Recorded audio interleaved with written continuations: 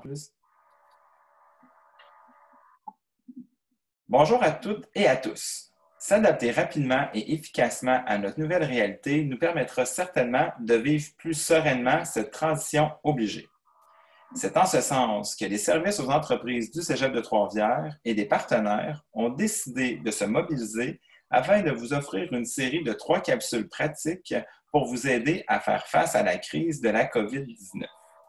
Le webinaire d'aujourd'hui traitera du télétravail, une nouvelle réalité pour plusieurs personnes partout sur la planète.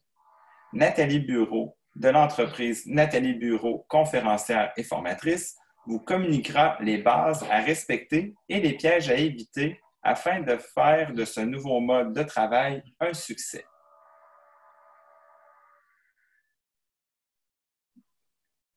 Ce webinaire est présenté par Baudouin Relations publiques, Drolette, Nathalie Bureau, conférencière et formatrice, le Cégep de Trois-Rivières, formation continue et services aux entreprises et la zone entrepreneuriale. Depuis plus de 12 ans, Nathalie se spécialise en organisation d'espaces d'affaires, en planification et en gestion de temps. Grâce à son expertise et son expérience, elle aide les gens à transformer leurs espaces et leurs méthodes de travail, les rendant ainsi plus efficients. Travailleuse autonome et mère de 2 enfants, elle connaît bien les défis que représente le télétravail. C'est avec bonheur qu'elle vous partage ses astuces dans cette capsule vidéo. Le télétravail présente assurément plusieurs avantages, mais il recèle aussi des pièges si vous n'êtes pas bien préparé pour l'exercer.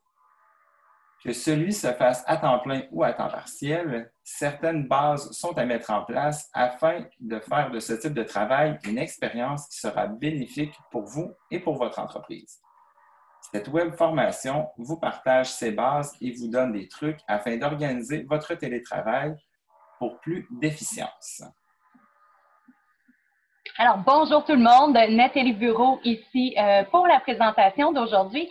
D'abord, on va définir ensemble c'est quoi le télétravail, juste pour s'assurer qu'on parle de la même chose. La définition donc du télétravail, c'est un mode de travail qui permet à une personne d'exercer son activité professionnelle en dehors des locaux de son entreprise. Le télétravailleur peut être quelqu'un qui est un travailleur autonome, oui, mais ça peut également être un salarié. Et si vous assistez à cette formation-ci, c'est probablement parce que vous aimeriez en savoir un peu plus sur le télétravail. Ce dont on va parler ensemble aujourd'hui, d'abord, on va voir pourquoi le télétravail. On va parler de l'efficience. On va voir c'est quoi les bases de l'organisation pour un télétravail efficient. Donc, l'aménagement de l'espace, planification, le temps de travail. Et finalement, je vais terminer en vous donnant des trucs pratiques. Allons-y sur le pourquoi du télétravail. Présentement, la question, elle est très facile à répondre. Pourquoi? Bien, parce qu'on ne peut pas aller à notre lieu de travail. Pour plusieurs d'entre vous, hein, on est bloqué et il faut trouver des alternatives. Ça, c'est une des raisons. Mais vous allez peut-être vous rendre compte, à force de pratiquer le télétravail, qu'il y a énormément d'avantages. Avez-vous remarqué que vous pouvez vous lever plus tard parce que vous n'avez pas besoin de vous déplacer sur la route? Donc, le télétravail permet un grand gain de temps et ce temps-là que vous économisez, bien, ça vous donne l'occasion de faire d'autres activités qui comptent vraiment pour vous. Le télétravail, si on fait attention d'avoir un bon télétravail, va augmenter notre qualité de vie. Comment est-ce qu'on augmente notre qualité de vie? On va prendre des meilleures pauses. Donc, souvent, dans notre travail quotidien, si on est sur un lieu de travail, nos pauses, il va y avoir des collègues qui vont venir nous voir, vont nous poser des questions. Donc, souvent, ils vont être escamotés. Alors qu'à la maison, bien, on va peut-être profiter de notre pause pour aller discuter un peu avec nos enfants si on a des enfants à la maison. Ou encore, on va profiter de cette pause-là pour aller se mettre le nez sur le balcon, respirer l'air pur, ce qu'on ne ferait pas nécessairement au travail, de prendre la peine de mettre notre manteau et de sortir à l'autre bout complètement du corridor ou sur l'autre étage pour pouvoir se rendre à l'extérieur. Également, ça va augmenter notre productivité. Pourquoi? Parce que les collègues ne sont pas là pour nous interrompre. Et là, je sais que certains vont dire, ouais, OK, les collègues sont pas là, mais là, j'ai mon chien qui vient m'interrompre souvent, mon chat, et j'ai aussi les enfants. Mais ça, dans les trucs pratiques, tout à l'heure, on va en parler. Il y a des solutions autres. Hein, on voit passer là, sur Facebook ces temps-ci des parents qui attachent les enfants avec du ruban adhésif pour pouvoir réussir à travailler. Il y a des solutions autres et ça, on va en reparler. Mais effectivement, ça augmente la productivité en télétravail. Le télétravail, on ne se le cachera pas. Ceux parmi vous qui avez des enfants, ça facilite grandement la conciliation travail-vie familiale. Dans la présentation, on disait, bon, ça fait 12 ans, moi, que je suis travailleur autonome, ça fait 12 ans que je fais du télétravail déjà. Mon plus jeune enfant a 14 ans, ce qui veut dire qu'elle n'avait que 2 ans quand j'ai commencé. Donc, j'ai connu ça, d'être interrompu certaines journées où il y avait une tempête de neige, que les enfants étaient à la maison. J'ai connu aussi l'autobus qui arrive à 15 heures, que tu es obligé de terminer ta journée de travail à 15 heures, alors qu'en réalité, tu devrais terminer à 17 heures. Donc, on va en reparler tout à l'heure, sauf qu'il y a énormément d'avantages au niveau conciliation travail-famille, parce que j'ai vécu des beaux moments avec mes enfants que je n'aurais jamais vécu autrement. Et on ne se cachera pas aussi que pour l'employeur, il y a énormément d'avantages, ne serait-ce qu'une réduction des frais, ne serait-ce que pour les gestionnaires, ils ont moins à gérer le personnel parce que de façon naturelle, un télétravailleur va être beaucoup plus autonome. Maintenant, de façon à bien comprendre, hein, parce que le titre, c'est vraiment pour plus d'efficience, mais souvent les gens sont un peu embêtés. C'est quoi ça, l'efficience? Donc, on va faire la distinction entre ce qu'on appelle la productivité, l'efficacité et l'efficience. Écoutez, la productivité, c'est de réussir à faire des tâches. Un robot est productif. Hein? Un robot nous sort une quantité de pièces qu'il fabrique dans sa journée. Tout comme nous, on pourrait être que productif certaines journées. Je vous donne par exemple, votre enfant a été malade toute la nuit. Vous décidez de rentrer au bureau quand même. Cette journée-là, ça se peut que vous fassiez le minimum que vous avez à faire. Donc, à ce moment-là, on est quoi? Bien, on est productif. On sort de l'ouvrage, mais on n'a pas vraiment la tête là. On n'est pas au meilleur de notre capacité cérébrale et tout ça. Donc, c'est ce qu'on appelle la productivité. Maintenant, la productivité, c'est la base du travail. Ce que l'on vise, c'est d'aller au moins une coche au-dessus, qui est l'efficacité. L'efficacité, c'est oui, je suis productif, oui, je sors de l'ouvrage, mais en plus, j'ai compris, par exemple, que quand je prends des pauses, j'ai une moins grande fatigue cérébrale, alors je réussis à mieux travailler dans mes affaires. J'ai aussi compris que si j'écris sur mon ordinateur directement quand je prends des informations de façon téléphonique, je n'ai pas besoin de les recopier après. Donc, l'efficacité, c'est vraiment d'être capable d'utiliser les outils et d'organiser mes choses de façon à ce que, oui, je sors du travail, mais je le sors de meilleure qualité. Maintenant, l'efficience, c'est quoi? L'efficience, c'est encore là une coche au-dessus. Je vais être productif dans le sens que je vais faire des tâches, donc je vais sortir de l'ouvrage, comme on pourrait dire. En plus de ça, je vais utiliser mon ordinateur, je vais prendre des pauses et tout ça, mais l'efficience, c'est qu'en plus, je le fais à moindre coût. Vous savez, il y a des journées parfois où on n'arrête pas de travailler. Il me semble qu'on a travaillé toute la journée, on s'est donné à fond, arrive 17 heures ou 17 heures moins une, puis on fait « Oh mon Dieu, j'ai oublié de faire telle affaire. » Qu'est-ce qui s'est passé? C'est que oui, j'étais productif, oui, j'étais efficace, mais j'ai oublié de m'arrêter pour planifier, donc j'ai manqué au niveau de mon efficience. J'ai travaillé toute la journée, mais pas sur la bonne affaire. Donc, quand je suis efficient, en plus de minimiser mes ressources, je vais faire en sorte que je travaille sur les bonnes choses au bon moment. Donc, l'efficience, c'est d'arriver à ses fins sans utiliser de moyens disproportionnés. Et la meilleure image, je pense, que je peux vous donner pour ça, c'est d'écraser un moustique avec un marteau. Donc, oui, j'ai été efficace. J'ai réussi à tuer mon moustique, c'est ce que je voulais, mais le marteau, c'était vraiment disproportionné, donc je n'ai pas été efficace. Donc, maintenant qu'on a distingué tout ça, qu'on vise l'efficience, donc faire les bonnes choses au bon moment à moindre coût et en utilisant toutes les ressources que l'on a, on va plonger directement dans comment faire un télétravail de façon le plus efficient possible. Bien entendu, ce que l'on veut, c'est s'aménager un espace dédié. Maintenant, ce n'est pas évident pour tout le monde. Il y a des gens qui ont des grandes maisons. ça va être génial. Il y a une pièce qui est libre au sous-sol. Ah, tiens, on vient de redécouvrir une pièce. On va pouvoir utiliser cette pièce-là. Mais il y a des gens que l'espace dédié, ça peut être peut-être juste une petite table dans un coin de la cuisine. Idéalement, ce que l'on vise, c'est de ne pas avoir à redéménager notre espace à chaque fois. Donc, si vous utilisez la table de la cuisine, par exemple, qui est aussi le lieu central pour toute la famille pour les repas, bien, à chaque fois que c'est le moment d'un repas, vous êtes obligé de déménager votre portable, obligé de déménager peut-être certains dossiers papier que vous avez. C'est pas l'idéal. Est-ce que vous n'auriez pas une petite table de camping qui pourrait être montée quelque part dans le salon, quelque part dans une autre pièce, qui ferait en sorte qu'au moins votre espace dédié, vous ne seriez pas obligé de le déménager à chaque fois. Notre espace structuré va faciliter notre travail. Comme je vous dis, la perte de temps que l'on a à déplacer nos choses, la perte de documents qui peut survenir aussi, on ne veut pas ça. Donc, on va se dédier un espace. Maintenant, le danger, si on peut dire, que l'on a quand on est en télétravail, c'est que la vie familiale empiète sur le travail et le travail empiète sur la vie familiale. Et ça, on ne veut pas ça. Donc, est-ce que on va chercher à s'isoler un peu plus? Je sais qu'il y a des gens qui vont s'aménager un coin dans la chambre à coucher. Temporairement, on s'entend, OK, on ne peut pas avoir un bureau à temps plein dans notre chambre à coucher, mais temporairement, dans le cas de la COVID-19 présentement, ça pourrait être une option. À ce moment-là, la vie familiale va moins empiéter parce que c'est une pièce qui est fermée versus si j'installe ma table de camping dans le salon.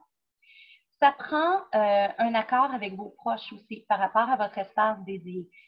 On n'a pas envie que fiston ou fillette peut-être viennent faire un paquet de bricolage ou viennent faire de la gouache juste à côté de notre portable.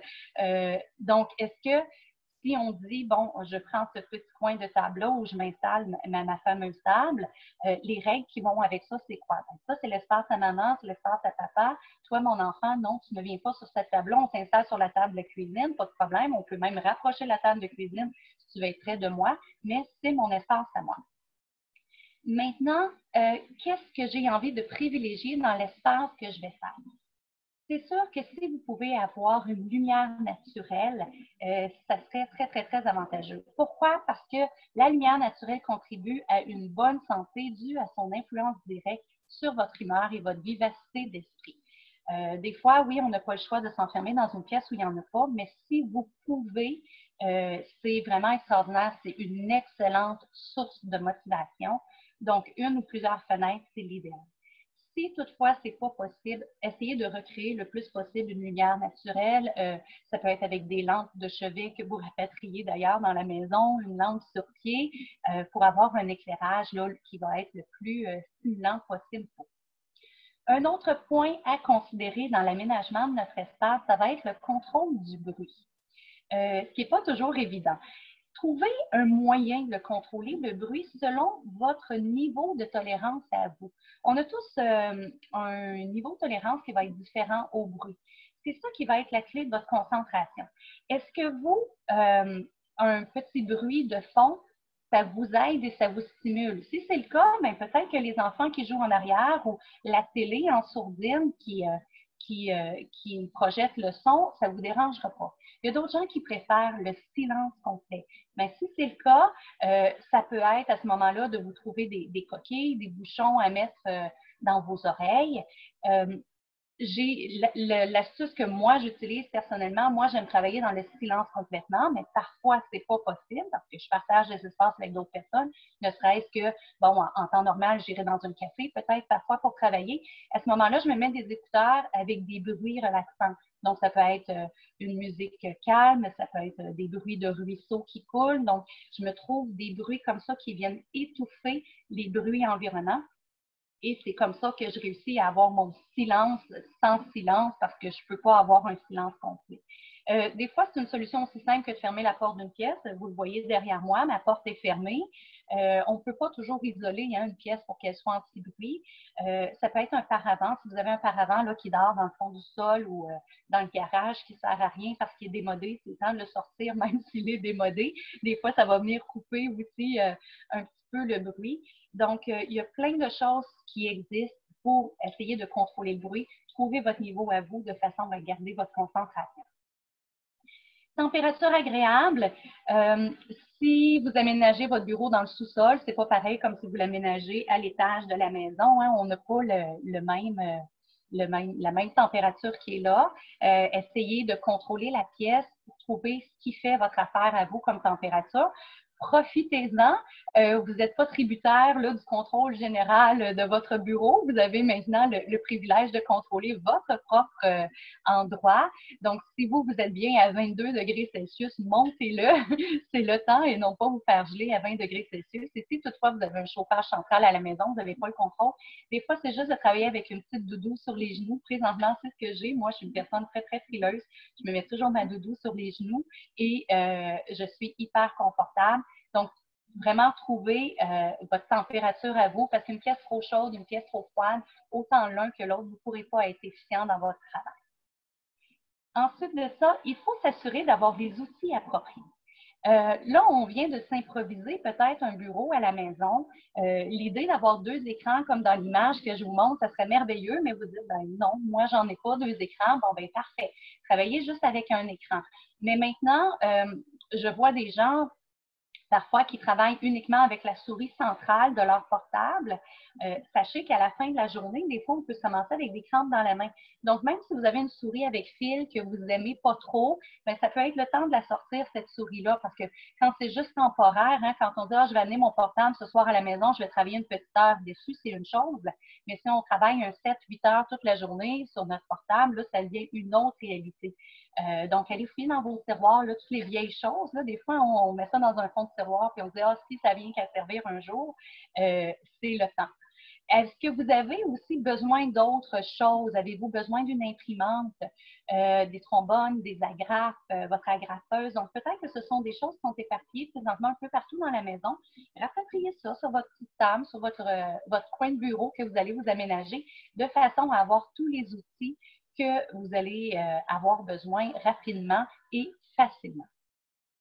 Quand on aménage un espace, j'aime bien parler du petit cœur. C'est ce qu'on appelle le concept d'utilité proximité. Écoutez, pour bien préserver notre dos, ce qui est important, c'est de vraiment garder à distance de coude tout ce que l'on a dans notre travail habituel. Donc, c'est là que vous allez avoir votre portable comme tel, votre souris d'ordinateur va être là, votre téléphone cellulaire probablement aussi, peut-être votre tasse de café aussi qui va être dans votre environnement immédiat. La distance de bras, donc on s'éloigne du coude pour le travail occasionnel et finalement tout ce qui est en dehors de ça qui va être vraiment pour le travail très, très rare. Exemple, si vous imprimez à peu près jamais de feuilles, vous pouvez vous permettre d'être obligé de vous lever pour aller chercher les feuilles que vous imprimez parce que ça vous arrive à environ une fois par semaine uniquement. D'accord? Donc, le petit cœur que je vous montre là dans l'image qui est là, c'est vraiment de façon à préserver votre dos, préserver vos épaules, faire en sorte que ce soit parfait là, au niveau de votre ergonomie. Parlons justement d'ergonomie. On peut être tenté en télétravail, n'est-ce pas, de dire je vais prendre mon portable, je vais m'écraser dans le fond de mon divan avec ma doudou, les pieds relevés sur mon tabouret, puis je vais travailler.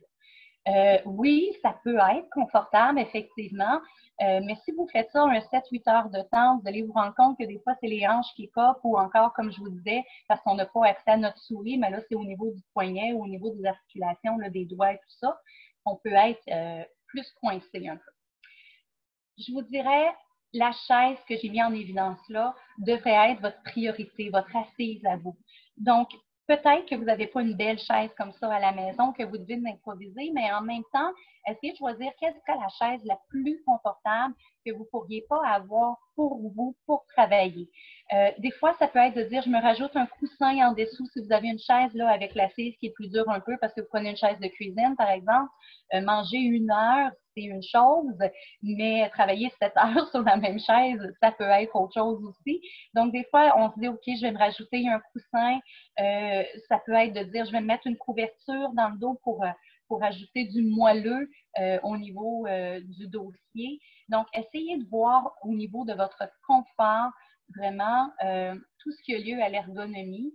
Ce qu'on explique de façon générale, et il y a plein d'endroits qui vont vous le dire, c'est vraiment les 90.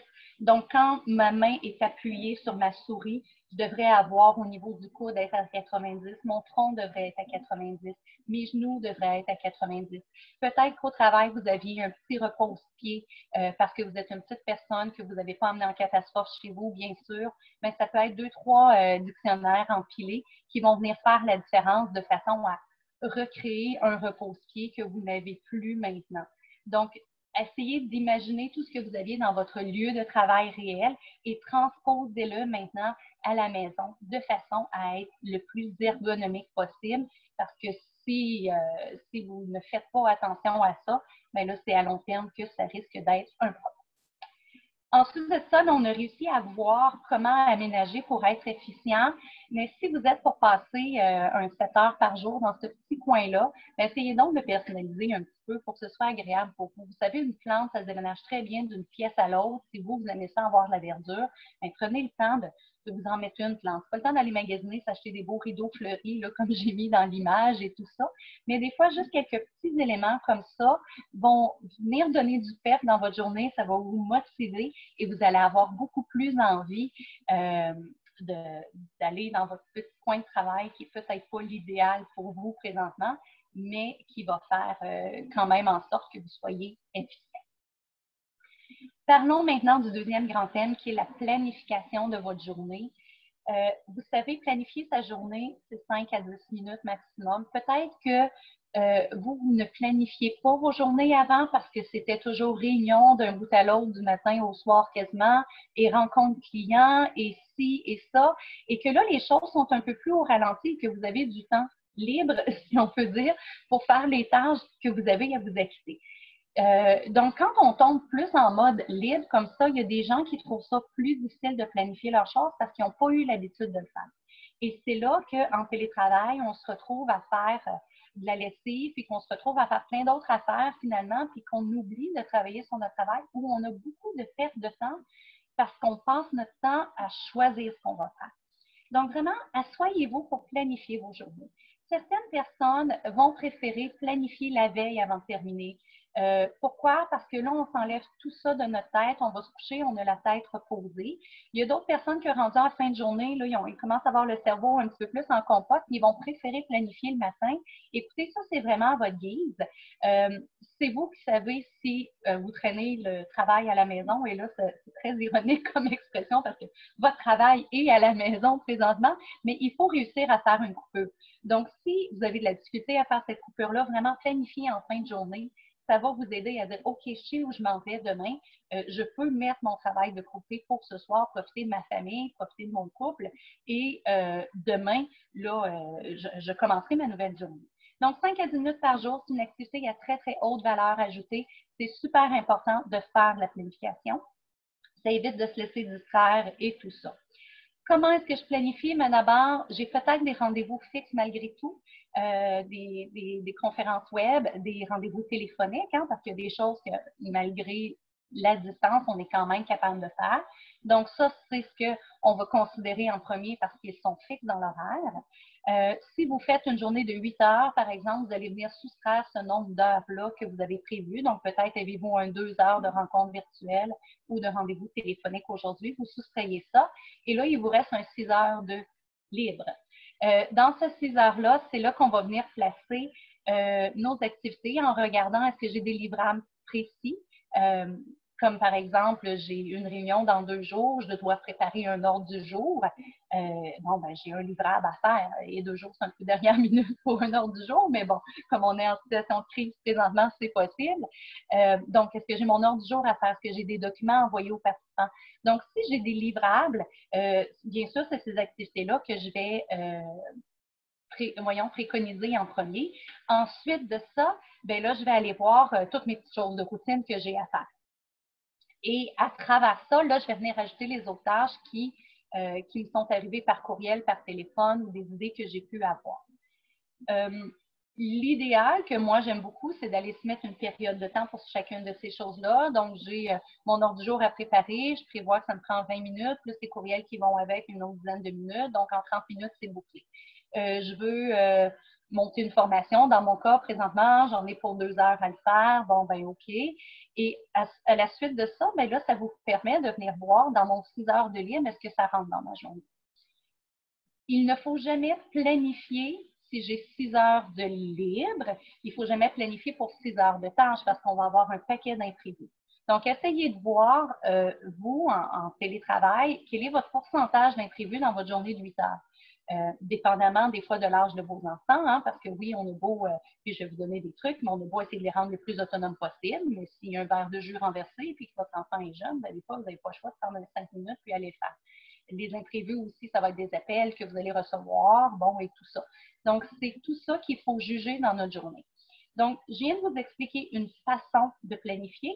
Je vous présente la méthode 1-3-5 maintenant. La méthode 1-3-5, c'est une méthode que moi, j'aime beaucoup. C'est de dire, dans ma journée, moi, je vais faire une grosse tâche. Donc, là, ici, je mets de côté tout ce qui est fixe, OK, mes réunions, mes appels téléphoniques et tout ça, et là, je fais juste des tâches. Donc, quelle est la grosse tâche? Quel est mon gros but que je me fixe pour aujourd'hui? Des fois, ça peut être quelque chose qui prend beaucoup de temps, qui prend beaucoup de jus de cerveau, et il y a d'autres fois, c'est petit, mais ça fait longtemps que ça traîne, et je me dis, c'est ça que moi, je fais en premier, je veux me l'enlever du cerveau. Donc, ça, c'est ma grosse tâche. Ensuite de ça, j'en mets 3, des tâches moyennes, donc d'importance moindre un peu, mais qui doivent se faire. Et je me garde les petites tâches bonbons que j'appelle à la fin de la journée, les 5 tâches, où là, mon niveau de concentration va peut-être être plus bas. Des petites choses faciles que j'aime faire.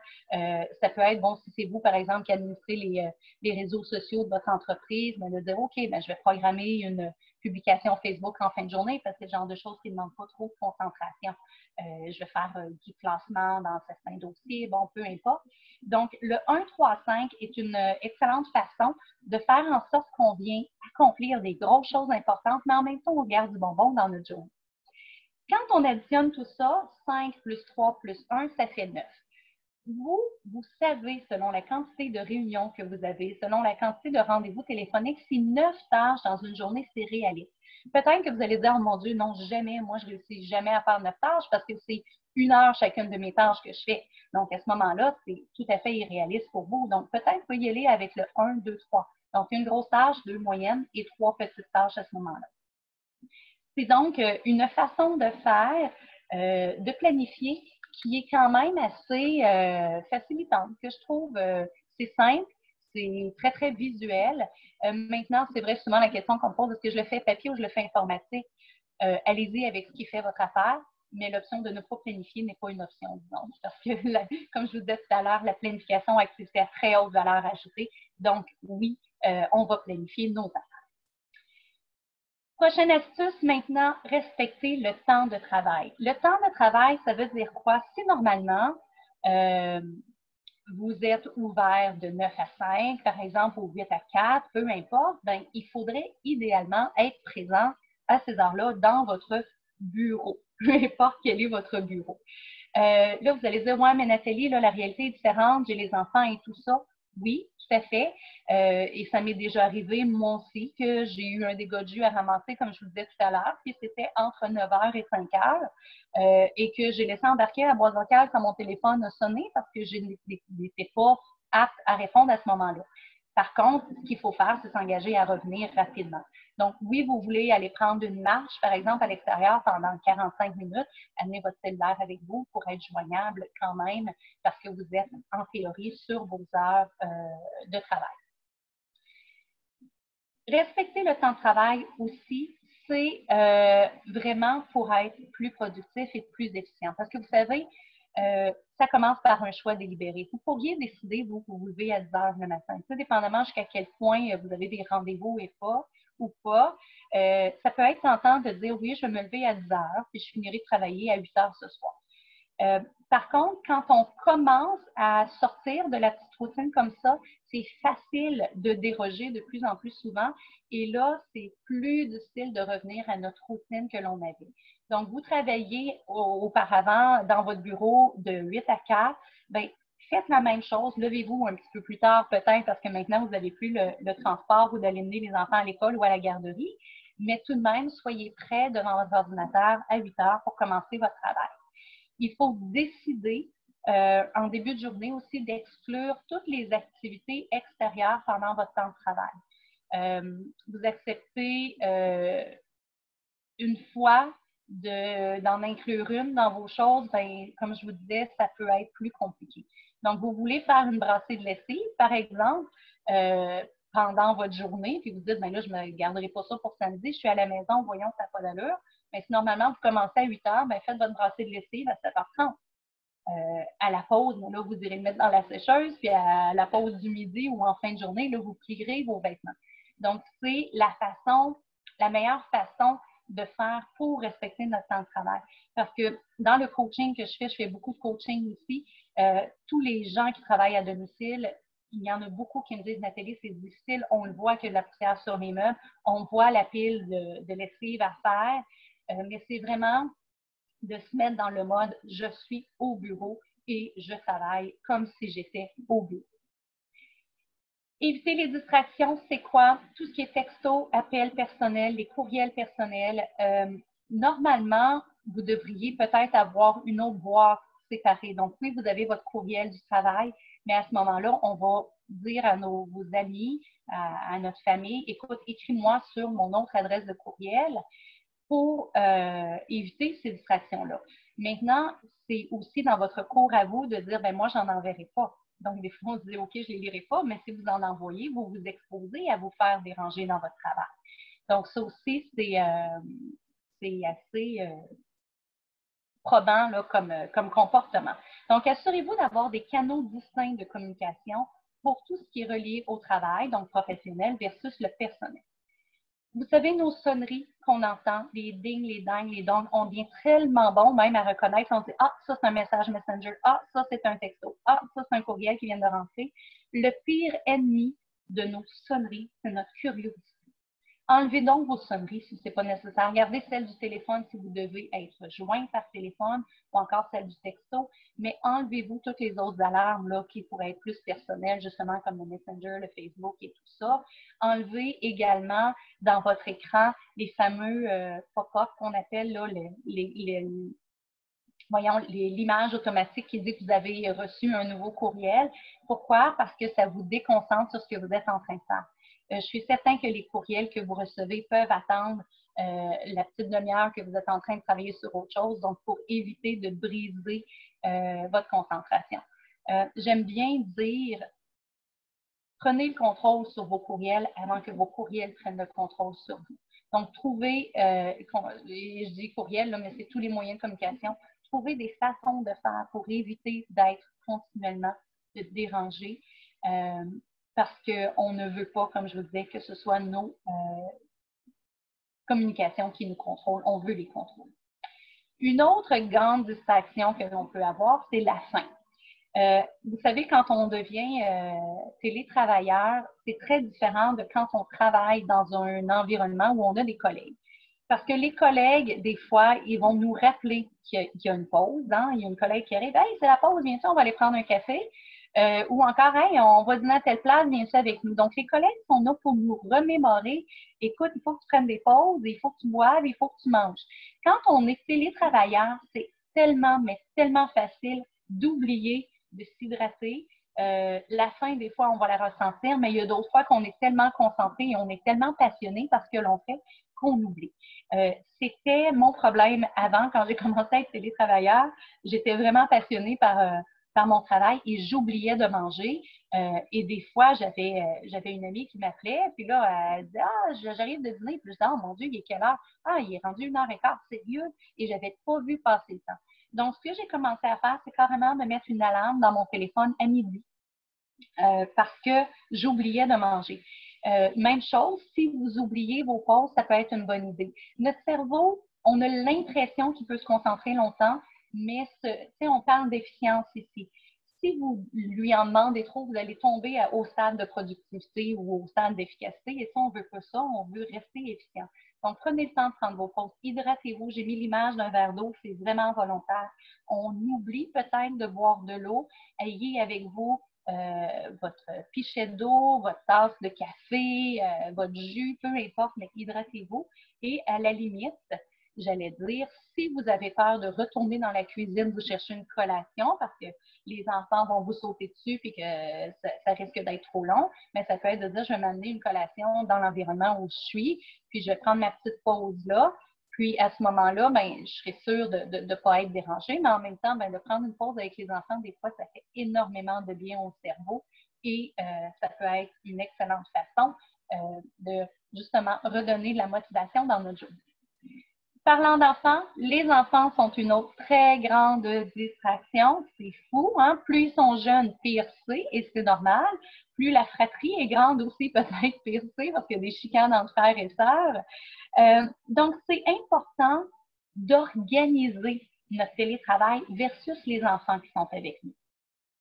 Si vous ne l'avez pas fait encore, moi, je vous conseille très, très fortement de vous asseoir avec vos enfants et d'établir des règles.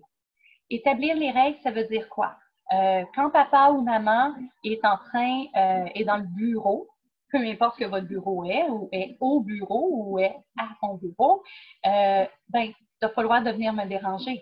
Ou encore, je ne sais pas, entre frères et sœurs, ben, vous avez droit à 1 heure de télé chacun ou à 2 heures d'écran ou peu importe. Je vous oblige à faire au moins un jeu de société par jour. On est obligé d'aller jouer dehors à tous les jours. Donc, ces règles-là, c'est important de les établir. Je vous conseille même, si vos enfants sont suffisamment vieux, de les écrire quelque part. Si vos enfants sont plus jeunes, des fois, ça peut être avec des pictogrammes. Et là, vous allez dire, ouais, mais Nathalie, ça prend du temps à faire ça. Oui, ça prend du temps, mais je vous promets que ça va être rentabilisé. Un coup que les règles sont établies, que c'est clair pour tout le monde, qu'il y a un visuel pour se rappeler les règles, à ce moment-là, c'est beaucoup plus facile de réussir à faire du bon télétravail.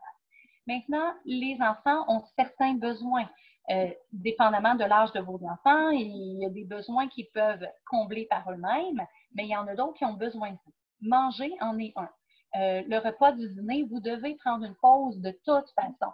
Donc, prenez-le avec eux. Ça, c'est tout à fait parfait. Collation, il n'y a rien qui dit qu'au moment où vous allez prendre votre pause, vos enfants vont avoir faim au même moment que vous. Donc, est-ce qu'il n'y aurait pas un petit panier ou un endroit dans la cuisine où vous pourriez dire, regarde, ça, ce sont les collations qui sont autorisées. Tu as le droit d'en prendre juste 1 ou 2 de ci ou de ça dans ton avant-midi, dépendamment parce qu'on ne veut pas qu'ils se coupent l'appétit non plus pour le dîner. Donc, ça fait partie des règles, mais les collations, il faut aussi organiser ça. Il faut peut-être aussi organiser certaines activités. Il faut peut-être réaménager certains espaces pour eux. S'ils avaient l'habitude de toujours dépendre de vous à chaque fois qu'ils ont besoin d'une assiette, parce que c'est dans les armoires supérieures, peut-être que dire je vais abaisser les choses pour eux dans des armoires inférieures pour pas qu'ils aient besoin de monter sur les comptoirs, minimiser les risques d'accident et leur redonner de l'autonomie, bien faites-le.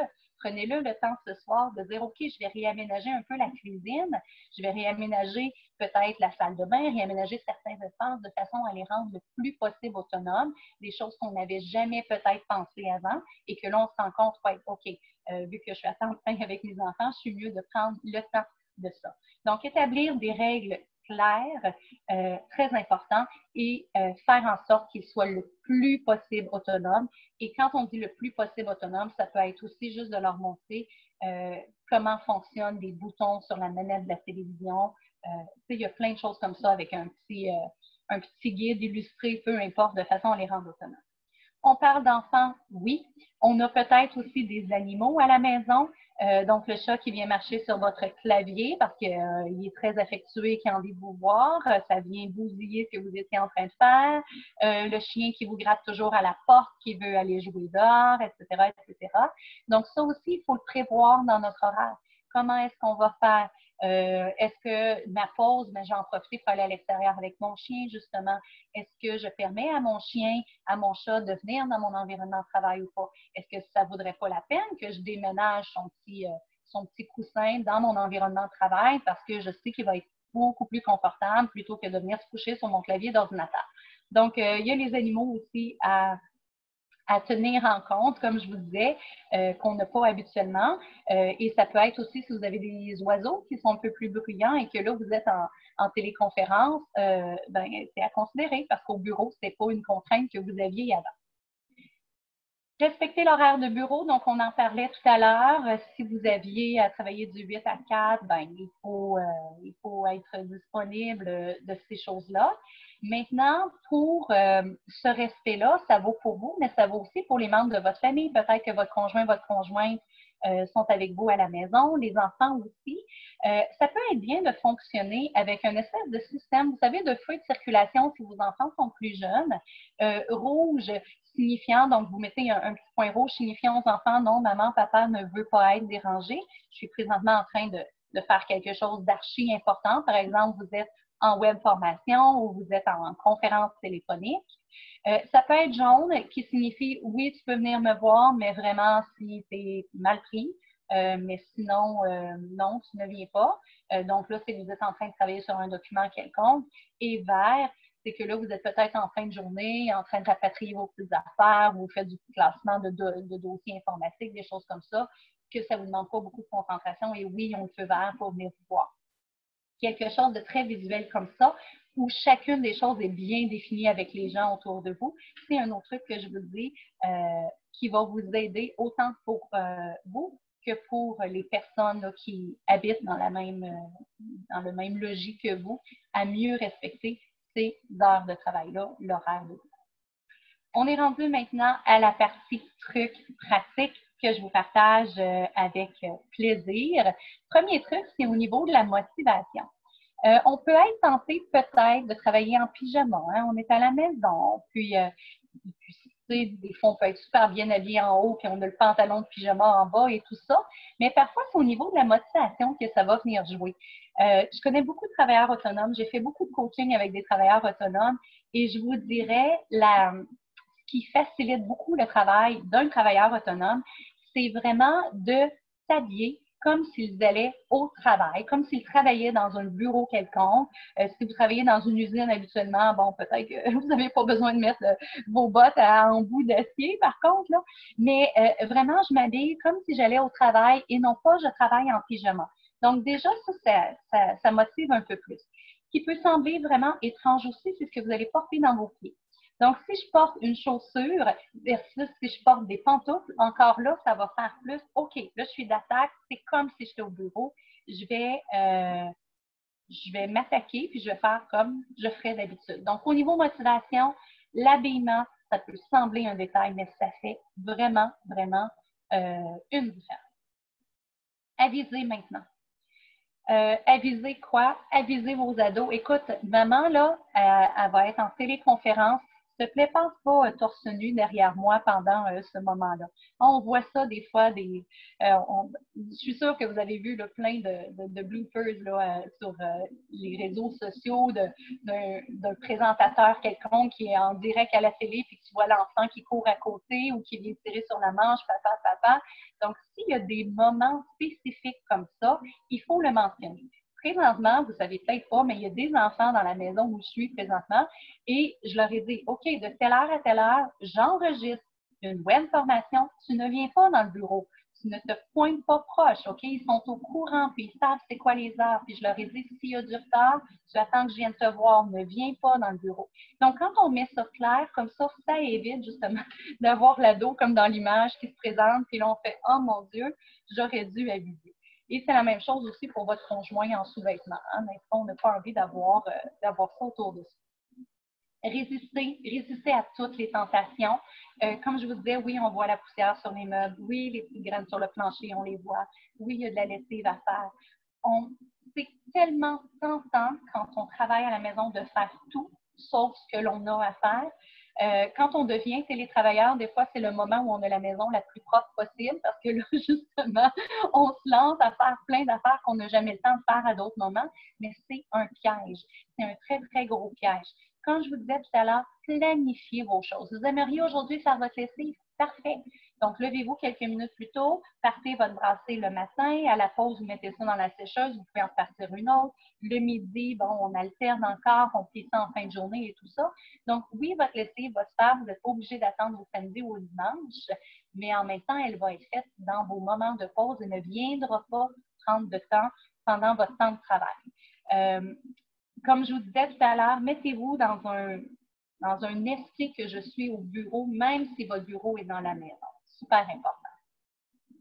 Bouger. On a le fait qu'on n'a plus d'horaire typique quand on est télétravailleur. Des fois, on oublie des choses essentielles, comme manger, comme je vous disais tout à l'heure, s'hydrater aussi, mais de bouger. C'est pas sain de passer 4 heures en ligne assis à notre ordinateur sans rien faire d'autre. Et souvent, si vous êtes en télétravail, c'est parce que vous travaillez sur un ordinateur. Hein? Si vous travaillez dans une usine, habituellement, à monter des pièces, vous pouvez plus ou moins faire de télétravail. Donc, on va être fixe à un ordinateur. Au travail, comme tel, quand on est dans notre lieu habituel, on va se lever une fois de temps en temps pour aller à une réunion, on va bouger pour faire ci, ça, mais là, tout se fait devant notre ordinateur, même les réunions, même les appels, etc. Donc, on veut trouver des moyens de bouger. Ça peut être, encore là, de vous mettre une petite alarme pour dire, OK, je fais des étirements, ne serait-ce que d'étirer le dos, de bouger comme dans l'image qu'on voit là, donc physiquement. Ça peut être de dire, bon, ben OK, une fois par heure, je vais monter, si votre bureau est dans le sous-sol, je vais monter les marches qui vont jusqu'à l'autre étage juste pour faire recirculer le sang dans mon corps. Donc, trouver des façons qui vont vous permettre de ne pas coincer votre dos parce que je vous dis, télétravail, c'est une des pires choses là, au niveau physique. On a tendance à devenir coincé de partout. Donc, pensez à bouger, pensez à alterner tout ça, travail versus petits étirements. Étoile 67, un truc que je vous donne. Vous savez, on a nos fameux cellulaires, mais si vous vous ramassez soudain avec un bureau dans le sous-sol, il est possible que votre cellulaire ne fonctionne pas parce que là, dans le sous-sol, bon, avec les murs de béton et tout ça, ça ne fonctionne plus.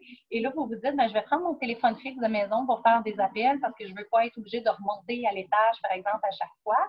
Mais vous ne voulez pas que les interlocuteurs aient votre numéro personnel. Donc, à ce moment-là, ce qu'il faut faire, c'est qu'on fait étoile 67 et on attend, là, ça fait un petit bip, bip, bip, et après ça, on signale le numéro de la personne. Et à ce moment-là, ça nous permet d'entrer en communication et ça cache notre propre numéro de téléphone à nous. Donc, même, vous pouvez utiliser, comme je vous dis, votre téléphone fixe de la maison, mais sans être aux prises avec ce petit désagrément-là que tout le monde connaît votre vie soudainement. Peut-être que vous étiez bien équipé parlant de téléphone au bureau, mais que rendu à la maison, c'est différent.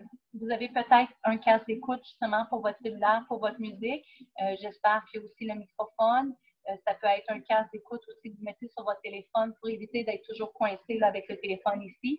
Donc, c'est important, on parlait d'outils tout à l'heure, de penser à ça aussi, comment je vais gérer ça. Parfois, ça peut être juste de dire, je vais mettre mon téléphone sur le haut-parleur à ce moment-là pour pouvoir bien travailler. Donc, c'est ce qui vient conclure le dernier des trucs pratiques qu'on a vus ensemble. Vous savez, le télétravail efficient, c'est vraiment possible, mais il y a 2 règles à respecter. Ça prend de la structure et ça prend de la discipline. Donc, prenez le temps d'établir les règles avec vos enfants, les règles à maisonner. Prenez le temps de bien vous organiser, ne serait-ce que de dire, comme je vous disais tout à l'heure, on s'amène une petite plante dans notre bureau parce qu'on a besoin de ce côté vert-là que l'on n'a plus peut-être. Et vous allez réussir à être efficient et vous allez réussir aussi à accomplir les tâches que vous voulez accomplir. Et peut-être, qui sait, dans un futur, vous déciderez de faire du télétravail 1 journée par semaine, un mode de vie. Merci beaucoup d'avoir été des nôtres. On reste disponible si vous avez des questions, ça c'est certain. Donc, sous la vidéo que vous pouvez poser des questions, on va vous mettre des liens également si vous voulez nous contacter. Et si vous avez besoin d'informations supplémentaires, vous savez où nous joindre. Merci encore une fois d'avoir été des nôtres. Pour obtenir plus d'informations, n'hésitez pas à contacter Nathalie Bureau aux coordonnées suivantes.